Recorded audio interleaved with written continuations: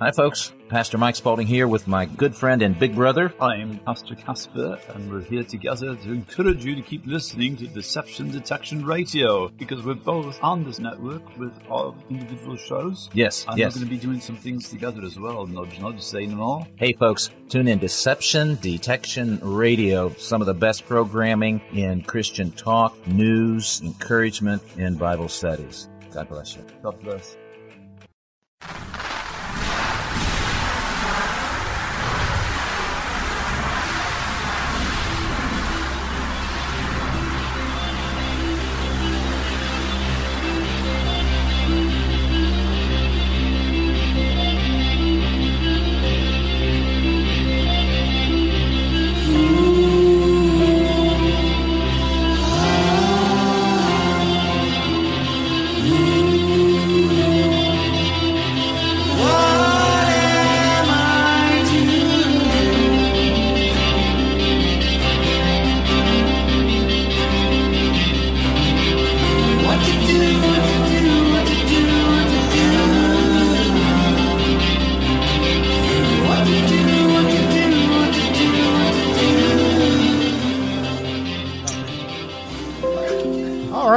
Greetings and welcome back to a special edition of Resistance Rising. I have been off the air for a little while because I've been trying to focus on a fourth book, which is just a crazy idea, a disturbing idea, unfortunately, a follow-on to my third book, Eaters of Children. Eaters of Children being the book that I think is kind of broke the mold on this child sex slave trafficking stuff, and I didn't think I could do anything worse than that. And that was really tough going. And I'll tell you, I have my team with me, and I have a special friend who we have been collaborating with.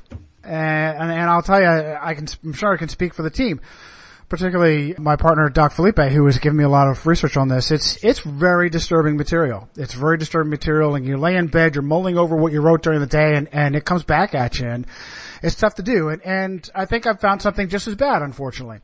The idea that serial killers, so-called lone gunmen or gunwomen, and that's just a metaphor, whichever method they use to murder, the idea that they were created and enabled by an ultimate Luciferian authority. And once again, it's the hallmark of my material and also the material of our friend and collaborator Eric, who's with us today, that we trace all these things back to Rome. And that's exactly what we did with the child sex slave trafficking. All of this is an apology to the Resistance Rising fans, and that it's been a while since I've done an episode. Well, I have a friend, Kay, of Deception Detection Radio, and her partner Chad, has said, hey, we could love to squeeze you in, do an hour for us, maybe 2 hours per month. And so that kind of encouraged me to come back. And I'll tell you, man, the old podcast stuff, I don't know if I know you guys here in my team are familiar with it. It takes a lot. I mean, unfortunately, I know this sounds crazy. Johnny's a little obsessive compulsive. No. Yeah, I do. No. Yeah, I do. I know that sounds odd, but I put a lot into it. A lot of extra sound bites and movie clips and song clips and so forth, and make absolutely sure that YouTube completely blocks everything and demonetizes and blocks everything, because it goes up to, I have two venues, Blog Talk Radio and Spreaker. And when it goes up to Spreaker, it comes back down to YouTube. My remaining surviving YouTube channel, the original one, was deleted, of course. So it takes a lot. No exaggeration. It takes about a week to do a single podcast. So guys and gals, flying monkeys. I call my fans flying monkeys.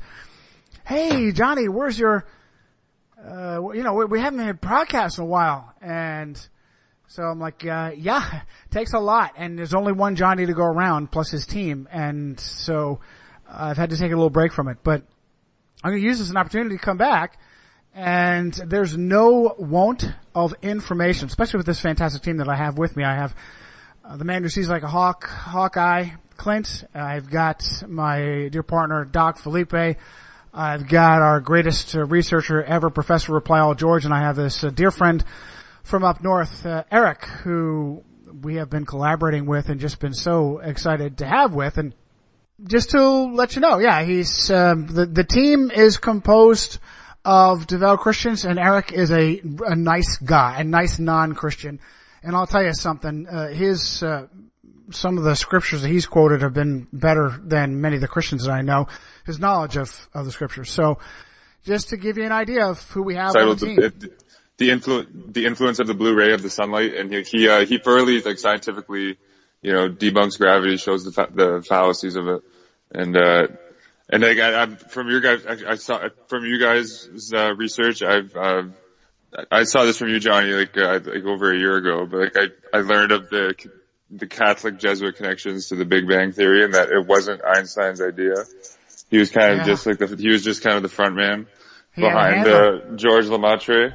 Yep. Absolutely had a handler. And you can see that, like, what science is like it's an extension of, like, the corporate state. Yeah, and the corporate state is an extension of the church. So it's all tied in together. You're Canadian. Is that how you say it? Lemaitre, right? Georges Lemaitre, a French priest, and was Jesuit educated, and he may have been a clandestine Jesuit priest, but we're always very, very careful. People say, oh, he's a Jesuit or he's a Knight of Malta. Well, no, I never say that unless he's an absolutely confirmed ordained Jesuit priest. You trying to jump in, George?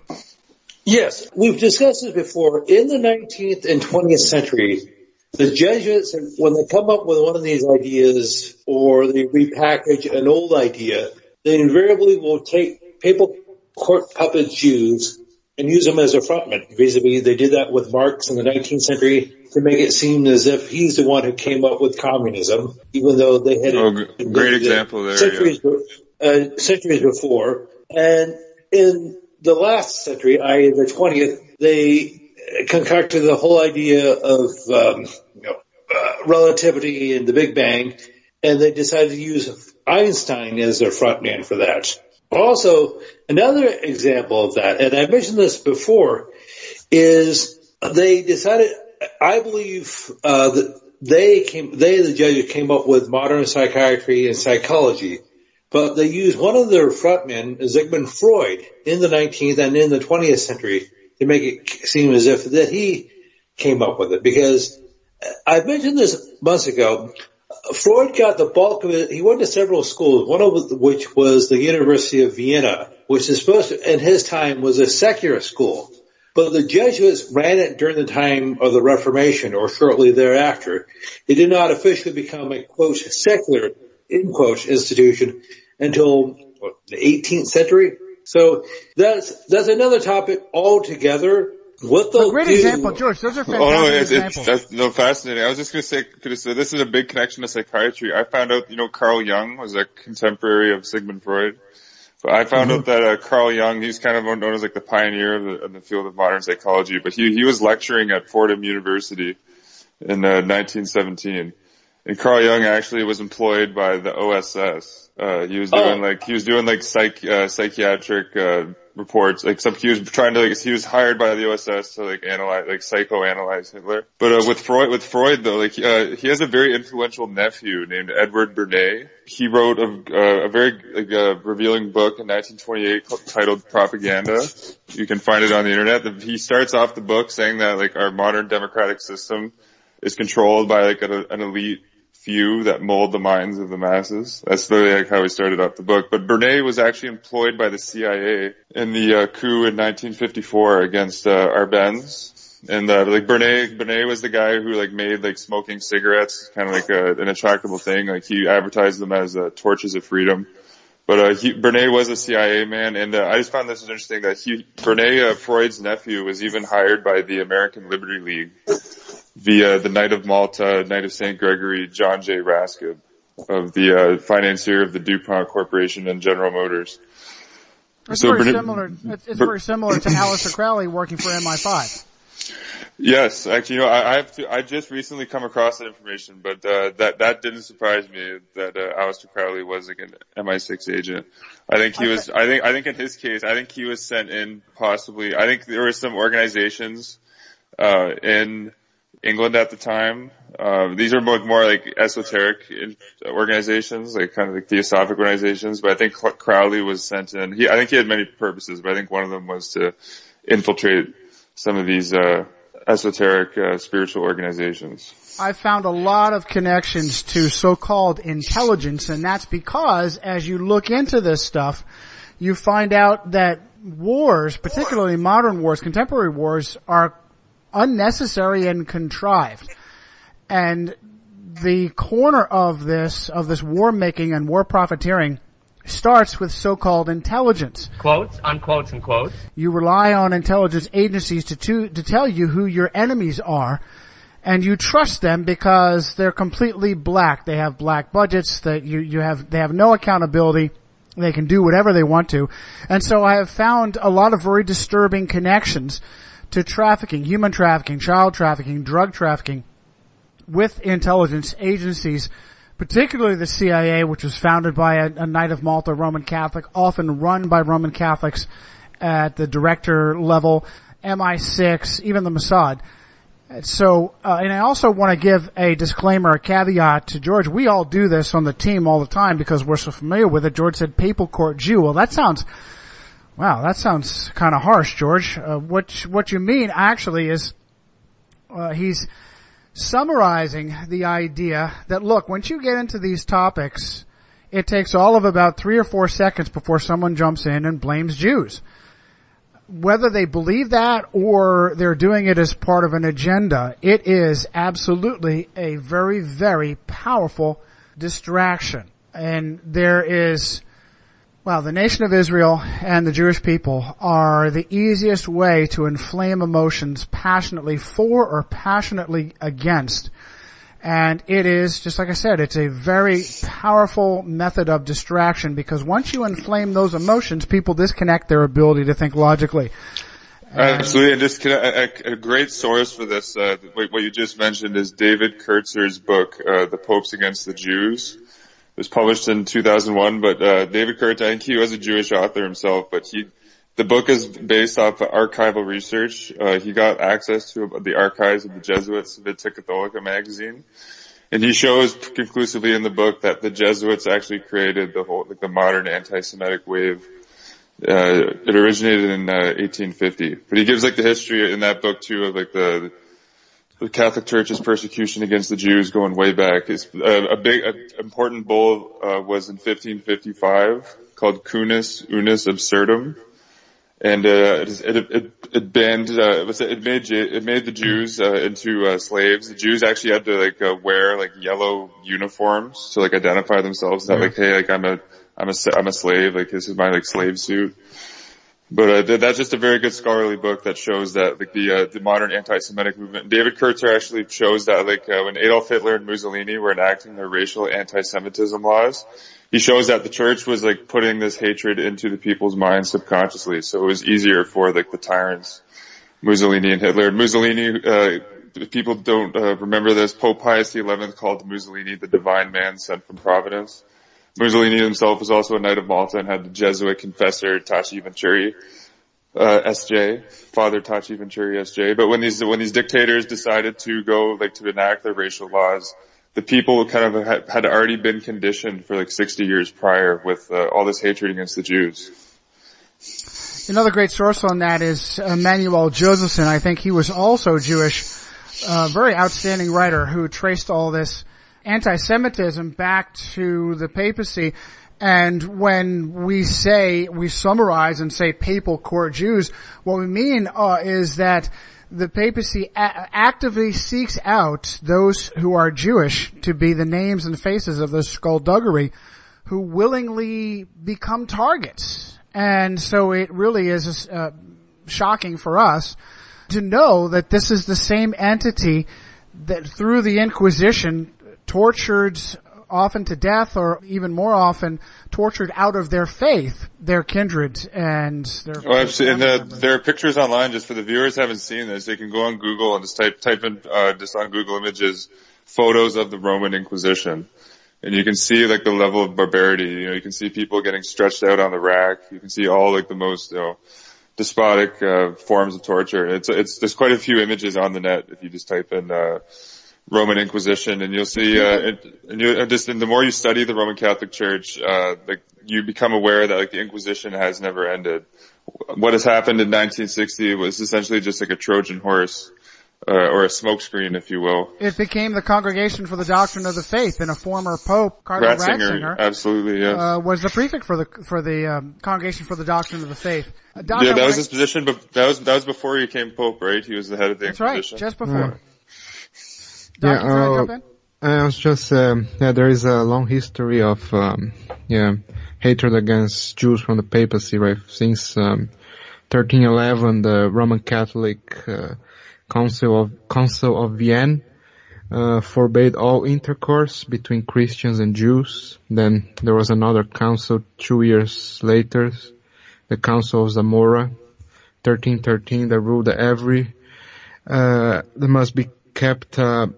the Jews must be kept under the strict subjection and servitude. So, and almost 100 years later, 1431 to 33, they renewed the canonical decrees forbidding Christians to associate with Jews. So there was separated then in ghettos as well, as they have separate areas that when they could live separate from the other people. So absolutely brilliant science, Doc. Yeah. And actually, that papal bull I mentioned earlier in 1555 did that as well. It forced all the Jews to live in these impoverished ghettos, which is really bad living conditions, like not sanitary at all. You mentioned the Council of Vienna in 1311.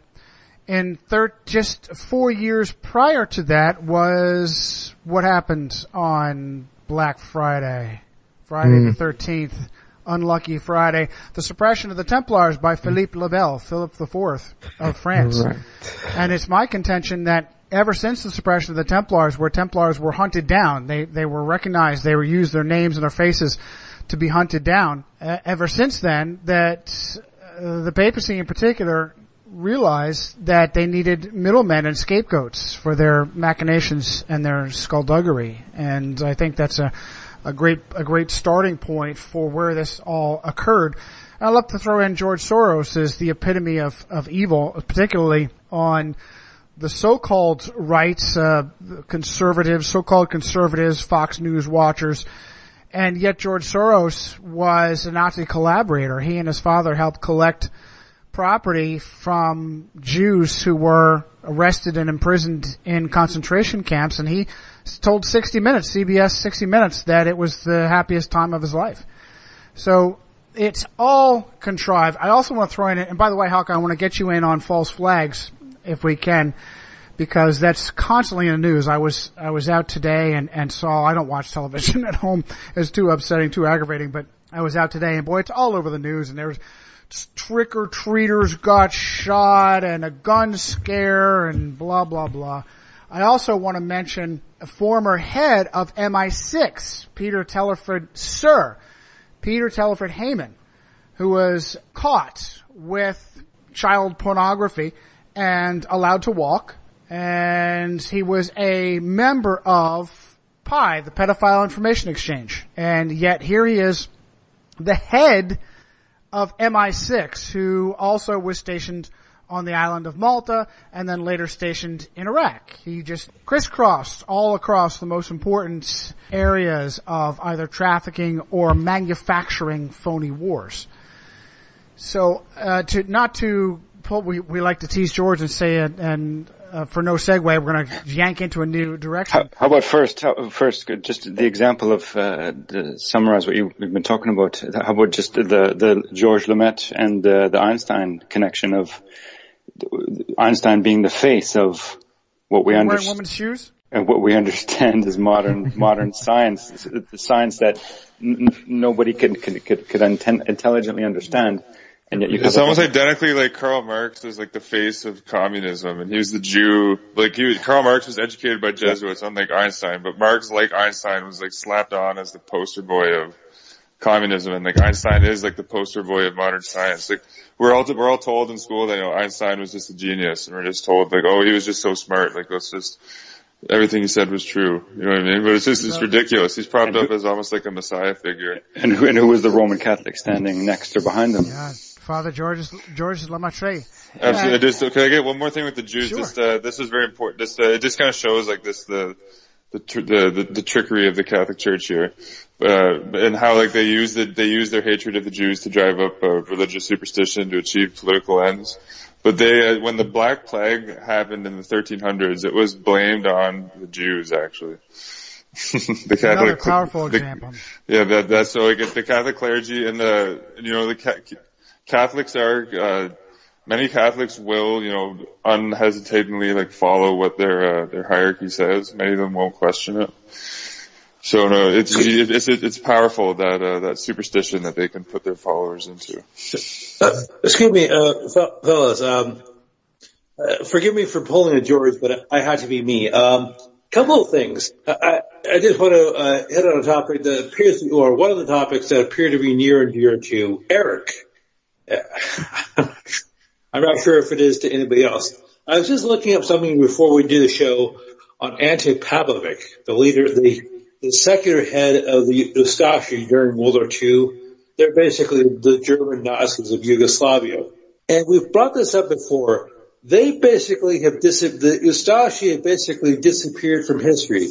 Relatively speaking, they're just as vicious as their German counterparts in Germany, or their counterparts in Germany and Austria and other places. They were I would say they were much more vicious. Actually, Admiral Manhattan, this is the source for this, and the book Catholic Terror Today, he sources how like when Nazi soldiers actually came to the Ustaše camps, even the Nazi soldiers were like disgusted at like the level of depravity. And even like some Italian fascist soldiers who like, these guys aren't the good guys themselves, like Italian fascist soldiers were like trying to rescue some of the Orthodox, because it was literally just like a slaughter. Like it was like, there are some pictures on the internet, but in terms of like I have to say, like George, you mentioned to me there was another slaughter in Uganda in the 90s. Or the 80s, but but in terms of the slaughters I've studied, like the Ustaše is the most like, barbaric, situation I've ever studied. And the Catholic Church was completely aware. Pope Pius XII even sent his own, papal delegate to, Croatia. His name was Ramin Marcon. And then the Archbishop Stepniak, who was overlooking the whole thing, was educated by the Jesuits at the Gregorian University. I mean, I'll let you keep going here, but like Pavlich was a devout Catholic. Unlike, Hitler was born Catholic, but Pavlich was at least open with his Catholicism. Okay, well, regarding, you had two figures, as you just mentioned. You had the secular figure, you had, Stefanik, you had, or Pavlovic, Ante-Pavlovic. You could say he was the temporal coadjutor, and, Stefanik was the spiritual coadjutor. And yes, as Eric said, Stefanik did go to, St. Gregory Pontifical Academy in Rome. Well, Pavlovich was also trained by the Jesuits. He went to a Jesuit elementary school. Great find. I wasn't aware of that. Wow. Also, this is something most people don't know about Pavlovich. His wife was Jewish, and now some people would say, well, that's odd. Well, as far as I can tell, the Jews weren't the primary target in Yugoslavia. Yes, because you only had a few of them. The main targets, as Eric has brought up before, the primary targets in Yugoslavia were the Serbs, were Eastern Orthodox. You did have some Protestants there, and you did have some what they called liberal Catholics. Now, when I say the term liberal Catholic, that throws people off. What that means is, according to Rome and the Jesuits, that simply means you don't recognize the temporal authority of the Pope. Now, contrary to popular belief, even the most devout Catholics aren't into killing people. They aren't into like bashing kids' heads up against rocks or things like that. Only relatively few people are that dialed in. So if you're not amenable to doing that, then you need to be a liberal. Therefore, the Jesuits seem to have this idea that you're either for us or you're against us. Do you want these terrorists to win? Do you want these heretics to win? Yeah, so much like George Bush said in the Iraq War, like you're either with us or you're against us. Every nation in every region now has a decision to make. Either you are with us or you are with the terrorists. I was just gonna say, like the Ustaše, these are cited cases. One priest was Peter Breja. He was a Franciscan priest, and Oh, I forget the other guy's name was another Franciscan. I think is a Croatian sounding name. I think it was Father Frankonovic. This is cited in Aber Manhattan's book, Catholic Terror Today, and this was actually on the congressional record in the Yugoslavia government. But there were competitions in the Jasenovac concentration camp that was run by the Catholic priests. They actually had competitions on like who could slit the most throats of the heretic Orthodox, like a knight.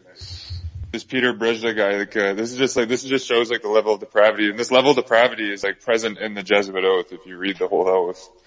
But Peter Brezda sliced the throats of 2,000 women and children, and in one night. That's an historical fact. But I'm saying that was in 1940s. People think those days of the Inquisition are over. They're not. They're not. That was in the 20th century. So. Wow. Hawkeye, I don't know if you're ready to depart from this issue of using Jews. I'll go ahead and prime you with another example of little Saint Simon of Trent, which I mentioned in my book. It's chapter 2 in the book. He was murdered in 1575, and this was blamed on the Jews. We actually used, Greg, our master of the mystic arts, who does such fantastic, artwork for us. We used the, Kindelfresser a statue in Bern, Switzerland, of a man eating children. And this is thought to be an example of based on the unusual hat on this statue. This is also thought to be traced back to Jews and the idea that Jews eat children or Jews drink the blood of Christian children. So, and the Jesuits actually promoted that in their Civic Catholic, and they say the Jews are blood drinkers, they murder children, all sorts, every slander you can think of under the sun. Was thrown at them, and through the Jesuit controlled press. It wasn't just the Civic Catholica, the Observer Romano was used as well. But that's just a very significant fact. And what's disturbing is that, Eric, there's just no cessation of Jews who mind being used by the papacy for evil machinations or just corruption. We often cite Hollywood as an example, and a great example of that is the Rothschilds. That whole family, they literally lick the feet of the papacy. They're known as the official guardians of the papal treasure. If you type in who rules the world from behind the scenes, what names do you come up with? Rothschild and Rockefeller and maybe DuPont. The names that you never see are Medici, Borgia, Orsini, Aldo Brandini. Actually in the Medici, I confirmed that, there was a Rodrigo Borgia who was president of Ecuador in 1991, 1992, and there was a William Medici who had a military dictatorship in Brazil in 1970. To this very day. So these families are still here. Just another example, if the viewers aren't aware, there's a Paul Colonna who's the head of General Electric's investment department. There's evidence out there that Christopher Columbus could have been a Colonna himself. Absolutely. Christopher Columbus, in the official papal bull Inter Carrera, was known as a son of the Catholic Church. According to Alexander VI. All the pictures of the three Columbus ships, the Santa Maria and the other, I can't remember all three of the ships. They have what do they have on their sails every time they're depicted? Big old red Maltese crosses. Doc, do those power families have any connections in Hollywood that you know of? Yeah, but once you start looking into, you start finding many Roman Catholics. I'll give just an example. You see it on you watch TV at night, right? There's a talk show. All the talk show hosts, you have no idea they're Roman Catholics, and most of them are altar boys, right? Oh my goodness. So they actually they brag about it. They talk to each other about what is their confirmation name. John Mulaney, right? John Mulaney talking to Stephen Colbert, Stephen Colbert is... about their Mulaney trained, he went to Georgetown. Yeah, pretty much, they have a little monopoly on that late night talk show circuit. All those guys are Catholic. You went to Georgetown. Are you a Catholic? Yes, I was. Because it's a Catholic. Jesuit school. Yes, I've only gone to Catholic schools. Jesuit high school, Jesuit college, Catholic elementary school. Were you an altar boy? Yeah. I was an altar boy, too. You were an altar boy for how long? 11 years. 11 years. I did 4 years. Wow. Altar boys, it's pretty ceremonial. You hold candles, and you wear like a white dress. It's a lot like the guy that held the umbrella for Puff Daddy. I've seen pictures of Colbert laughing it up with the archbishops. I don't know if Colbert goes to mass. I don't know if he's yeah, interesting. They're all Catholic and leaning to the left, right? Not one of them have right-wing values, but yeah. Georgetown. So Georgetown. So wait, so it was that like, is this all Vital Vittles in the bottom basement of Healy, like that place? Yes. Yeah. Because I Vittles. dated a girl at Georgetown when I was in college, yeah. And you would go to Vital Vittles? I would go to Vital Vittles. Yes. Yeah, which didn't sell condoms because it's a Catholic school. Well, they're following the lead of the Jesuit Father Martin in that sense. Yes, that's true. They're all becoming social justice warriors. Yeah. The Jesuits created the whole idea of the Leo Tapparelli in Brazil, right? The social justice doctrine. Social justice, yes. So I found this interesting. Even how I'm pretty sure the Pope has been calling for he wants a cashless society. I think Francis has said that. I think Benedict XVI said that. But I found the guy who actually got the patent on the ATM machine. The scientist who the ATM is everywhere now. There's literally everywhere. Yeah. You can't escape it. But the guy's name was Donald Wetzel. He went to 2 Jesuit schools. Wow. Right. Loyola, I think one was Loyola, Maryland, and he went to a Jesuit, prep school. So, do you have an example of the Hegelian dialectic for us? Yeah, well, if you think about how Christians are presented on television, or when they're invited to speak for certain point of views on television, and recently on Neil deGrasse Tyson's Star Talk. I believe it was also with a renowned atheist and writer and intellectual, Richard Dawkins. Well, the man in black and the white collar, Father James Marth J. Who represented how did deGrasse Tyson lead it in? We searched the land for a Christian religious perspective. Science stands in opposition to the Bible. I'm Neil deGrasse Tyson. I'm the Frederick P. Rose Director of the Hayden Planetarium, right here in New York City. And tonight's topic, science and religion. Ooh. I've got with me my intrepid co-host, Eugene Merman. Hello. Eugene. Great. My comedic co-host. Yeah? Excellent. And we're featuring today my interview with the renowned evolutionary biologist, Richard Dawkins. He's like primary atheist of the world. And so if you're going to talk about science and religion, you need people like that to find out where are they thinking, where are they taking us, what's it all about. But we couldn't just feature Richard Dawkins. We need some other views here. And so we combed the landscape. And we found a Jesuit priest. This is the academic order of the Catholic Church. And we have with us Father Martin. Welcome to Star Talk. Thank you very much. All right. So here we have, I'm the host, and I agree with that. We also have atheist Richard Dawkins, but in order, we scoured the land to get the Christian point of view, and to do that, we're going to have Father James Martin, very renowned Jesuit and editor of so-called America magazine. Meanwhile, if Christians and Protestants had any idea what the Jesuit agenda was for the past 500 years to purposefully discredit the Bible, they'd be laughing ruefully, but they have no idea because they have this concept, Doc. The Catholics are Christians, right, Doc? No,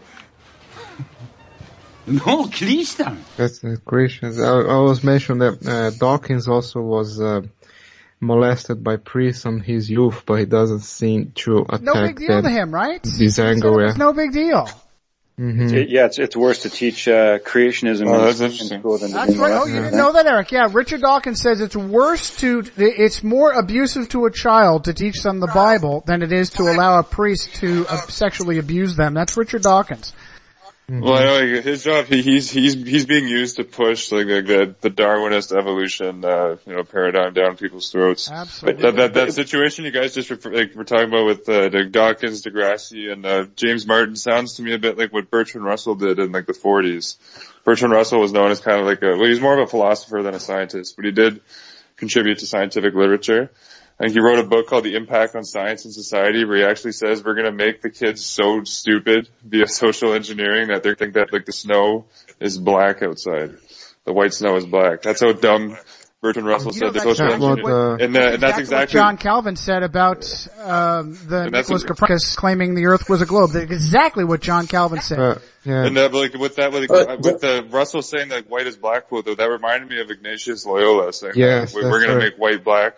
And black-white in the church hierarchy pronounces it. And Russell, he actually debated a Jesuit, there was a kind of a big public setting at the time. But the Jesuit that debated Bertrand Russell's name was Frederick Copleston, S.J. Good job. Stand by, Doc and George. Go ahead, Doc, real quick. No, Eric already mentioned, if whatever the Pope says is true, that's what I'm going to believe is true, right?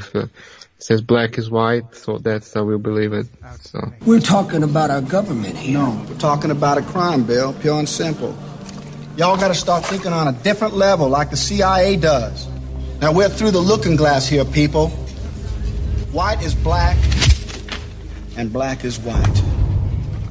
Yeah. George, you trying to jump in, bro? Thank you. Well, thank you for bringing that up, Eric. Johnny, I sent you something on the Russell Copley debate, or Copleston, or Frederick Copleston.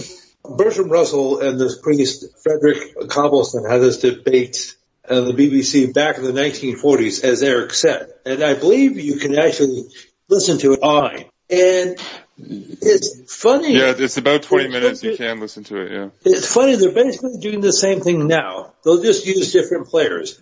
You could say that Russell was the Richard Dawkins or the Christopher Hitchens when he was alive of his day. And so you had Russell, who was an atheist, and you had this figure, Copleston, or whatever his name was, who was representing, quote, Christianity, end quote. Quotes, unquotes, and quotes. And they're arguing about various things. Is there a God? Can we believe the Bible? Is there a conflict between the Bible and science? Basically, kind of the same thing now. As I said, they just simply changed the players. In 10 or 20 years, they'll come up with a different Russell or a different Dawkins. And now you could say that James Martin is the Copleston of today.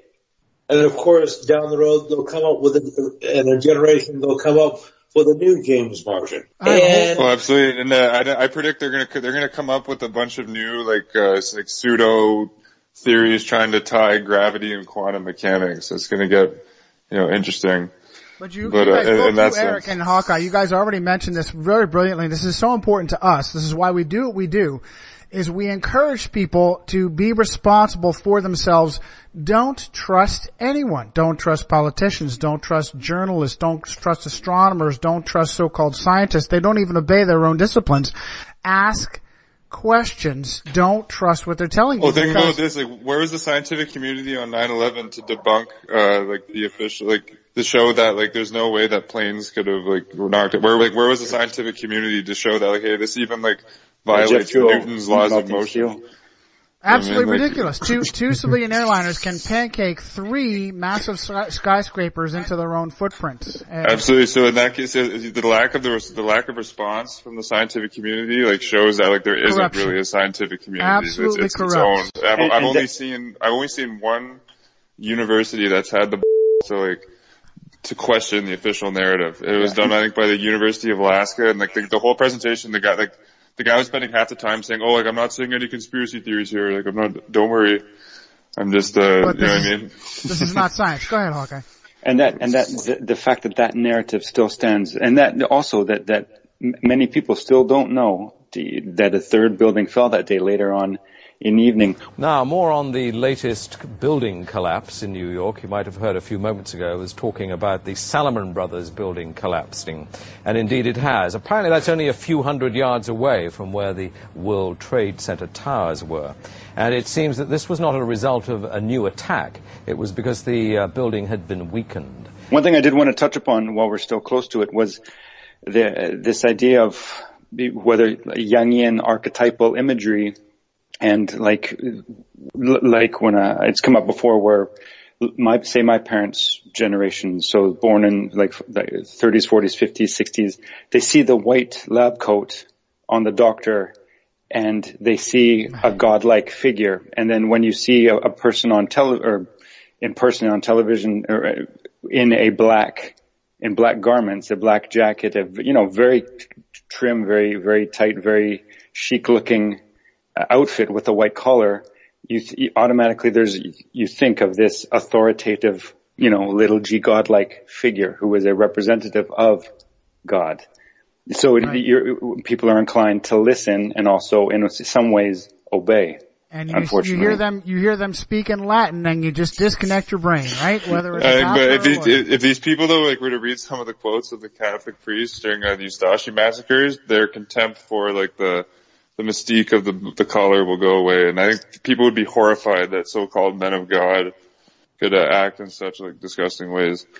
Any more than when they found 800 infant bodies in Ireland. Absolutely, yeah. That was recent, yeah. And there's this year actually. The viewers can find the story at BuzzFeed News. I think the title of it was "Children Here Were." I forget the title, but BuzzFeed News covered a story in Vermont, St. Joseph's Catholic Orphanage. There was lots of child abuse going on there. Many children were actually killed, by nuns. That shows there's in the story. This is 2018. This came out. This was fresh, 2 months ago. It's disclosed that Catholic nuns are actually hurling children to their death off of the fourth story of the orphanage. Doc, crazy stuff. Doc, you would think that nuns would have the compassion of their gender for women and children, but has that been the case in our research? No, they usually help other priests. They actually help, and inexplicably, because we don't come across as many as nuns participating in the actual abuse, but they're covering up. Yeah, you see what the Hawk mentioned,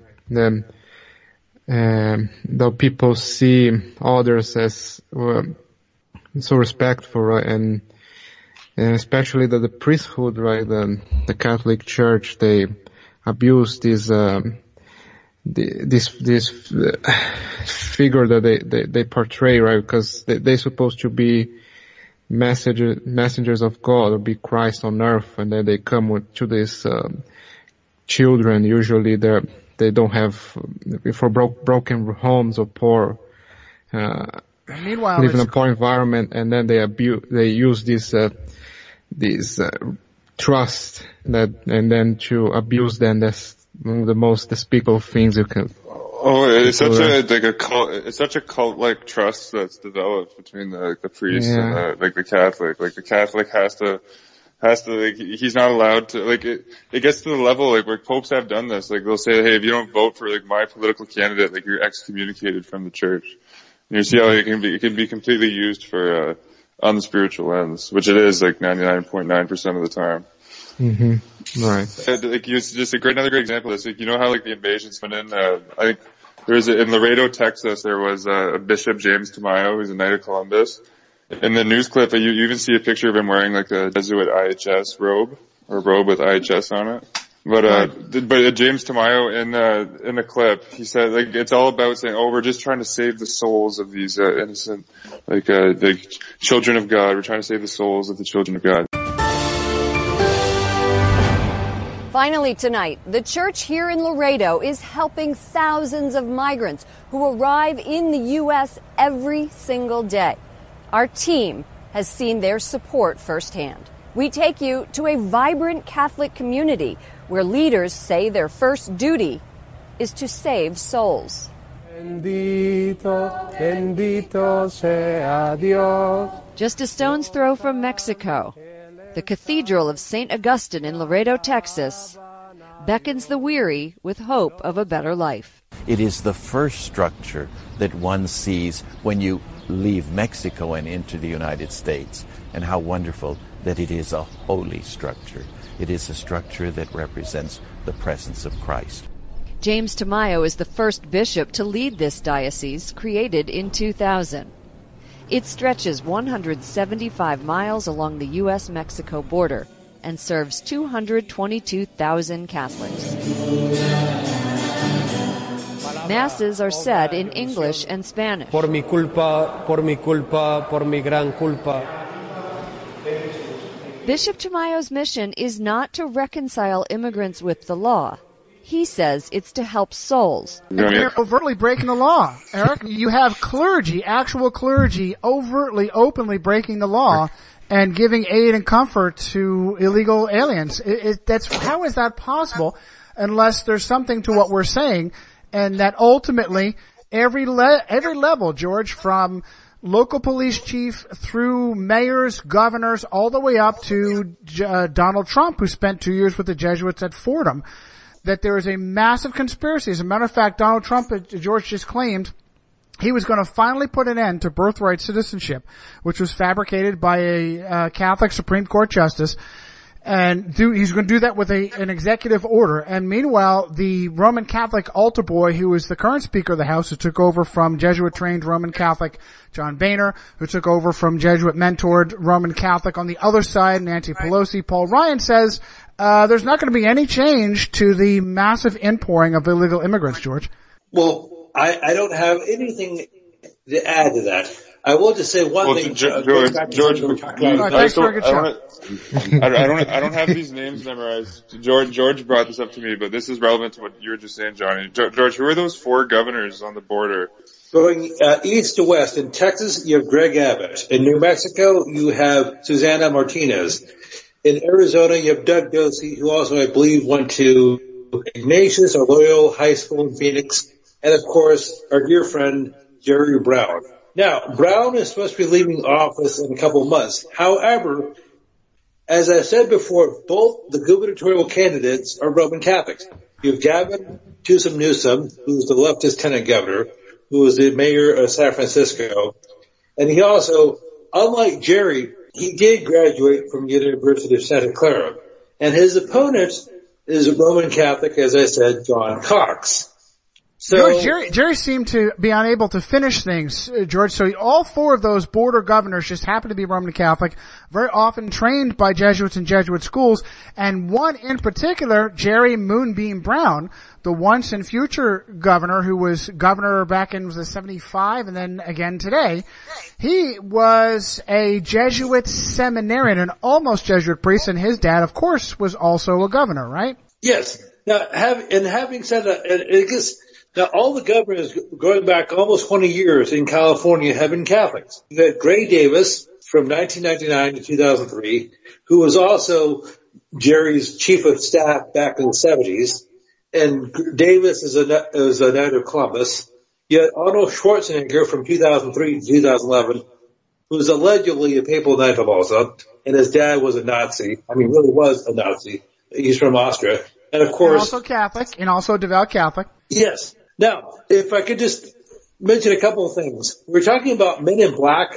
Well, the SS wore black uniforms. And Heinrich Himmler is reputed to have been an actual Jesuit priest. I have some sources that I cite. I'm pretty sure in both my second book, Secret History, and my third book, Eaters of Children, on Heinrich Himmler actually going through and being an ordained Jesuit priest, which is insane. And if I'm not mistaken, his title was it Oberfuhrer?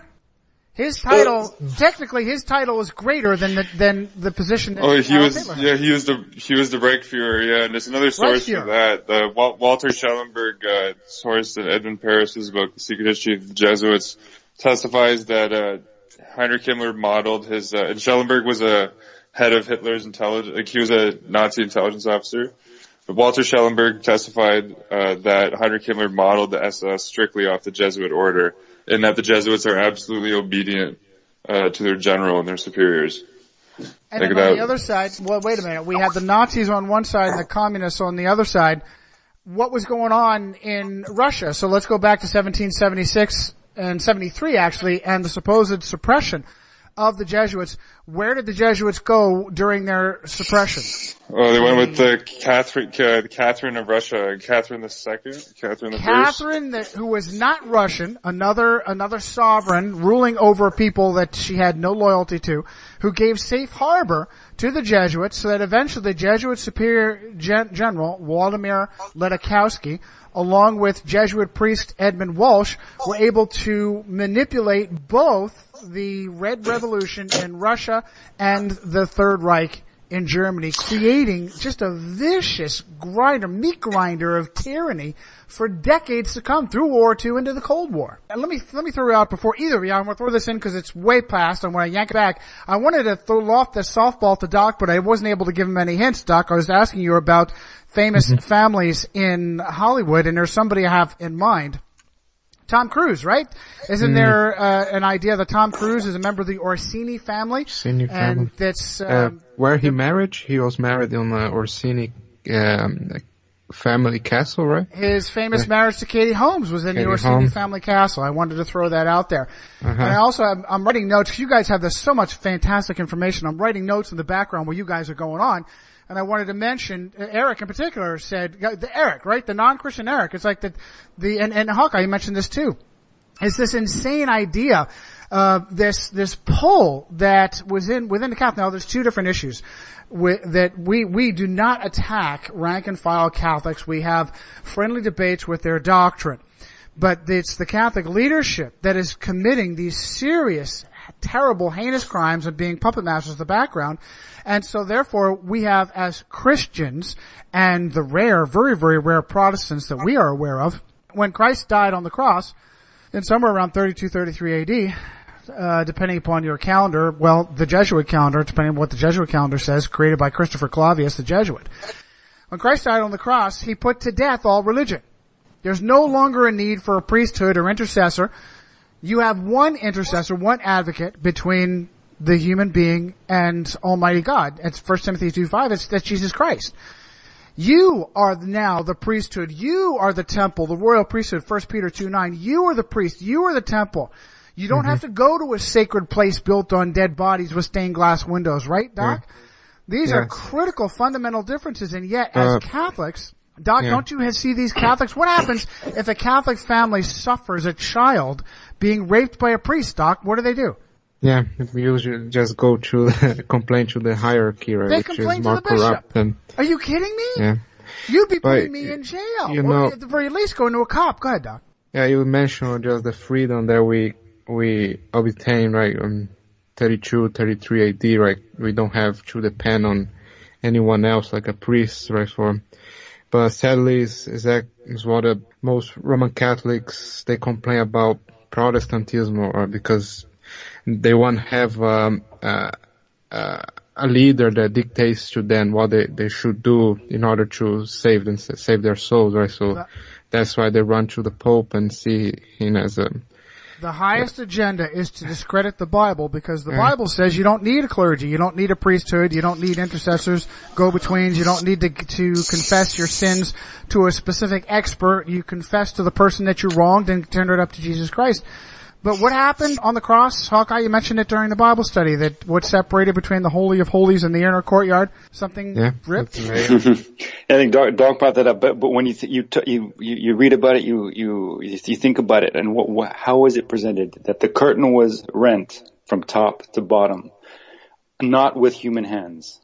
The most holy of holy places was opened up to all. Death of religion. And Eric is with us. The death of religion. What is the worst cause of some of the most despicable crimes of all humanity? It's religion and the abuse. When someone thinks their very soul is at stake, they'll betray their country. They'll betray their own family in order to save their soul. George, I cut you off. Were you trying to jump in with something? Well, I was going to say just really quickly, the Catholic Church, the supposed men of God were actually the ones who got the Bibles taken out of the American public school system. That was Bishop Hughes.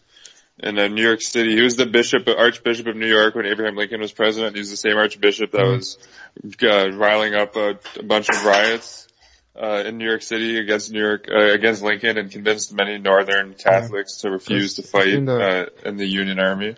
It was the Catholic Church, that ironically, the supposed men of Christ, the men of God, that took the Bible out of the public school. Doc, I've got a quote real quick that I'm going to get from you, and then I'm going to go to George. I know George is been waiting patiently.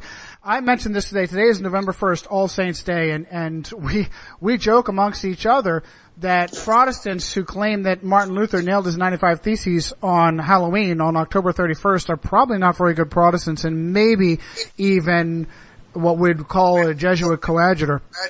I have this quote from the history of the Reformation. And criticism that we often receive is, come on, Johnny, you get stuck on this Jesuit stuff. You walk away from this Jesuit stuff and just preach the gospel of Jesus. Meanwhile, Martin Luther has this very amazing quote where he says, "If you do not contend with your whole heart against the impious government of the Pope, you cannot be saved. Whoever takes delight in the religion and the worship of popery will be eternally lost in the world to come." And I think what he was saying is that you live in a sea of lies, a web of lies that has been spun by the Jesuit-controlled papacy, and there's no possible way to understand. It's only the hand of God, Doc, can intervene and give you the gospel, and there's so much in the way that we're just trying to clear the path by setting the record straight. If you really saved the hatred towards the Catholic Church will come to you as naturally, because you love the hatred for their actions. The visceral emotional response to this unbelievable.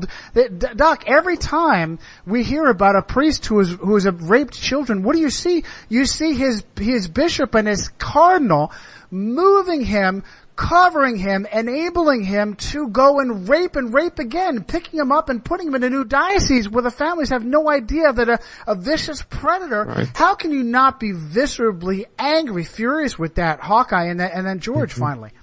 Sorry, coming off guard. George, go ahead. George, you've been waiting patiently, bro. Do you have something to add, or you're going to yank us into a new direction as we come to? Well, since yesterday was October 31st, Halloween, and I was talking about this yesterday. Do you mind if I just make a couple of comments about the latest Halloween movie? It is a material conversation. We have just a couple of minutes left. You can finish that, and we'll do summaries from everybody. Go ahead, George. Okay, I just saw the newest Halloween movie. I'm not sure what to call it. I just call it Halloween movie 2018 because there have been, I'm not sure how many sequels, but this is what they call a retcon, retroactively fixing the continuity of a film. So you could say it is Halloween 2 because it completely altered the storyline, and that's a different conversation altogether. Just without going into some of the major players of the film, I just want to say Jamie Lee Curtis's character, Laura, has undergone the Sarah Connor treatment. She's become she's a big time bad A. She knows how to use guns and cut your throat and things like that. That's another conversation altogether. What I will say is one of the producers of this newest film is Patrick Merton, who went to Loyola Marymount. So almost all the protagonists in the movies are females besides Jamie Lee Curtis's character. There's her daughter, played by Judy Greer, who's Roman Catholic and went to DePaul University in Chicago. There's her granddaughter, Andy Matichuk, I believe, or Matichuk, or however you say it, who went to St. Francis High School, also in Chicago. And then there is her granddaughter's boyfriend, or the actor who played Miles Robbins, the son of Tim Robbins, and Susan Sarandon. As we've discussed, or as you and Felipe have discussed on previous shows, Susan Sarandon grew up Roman Catholic and went to Catholic University of America. So almost all the major figures in this movie have a Catholic background. George, that's amazing. Well, I thought Hollywood was run by Jews, and not only was Hollywood run by Jews, why are there so many Catholic influences in of all things, Samhain, the celebration of the devil's holiday of Halloween. That's very odd, don't you think, George? Well, yeah. Well, you can talk about the Exorcist series. And Eric has some good information on The Exorcist as well. We're coming to the end of our hour, and like I knew we were going to have this, we're just going to roll this fantastic conversation into our live stream tomorrow morning at 10 a.m.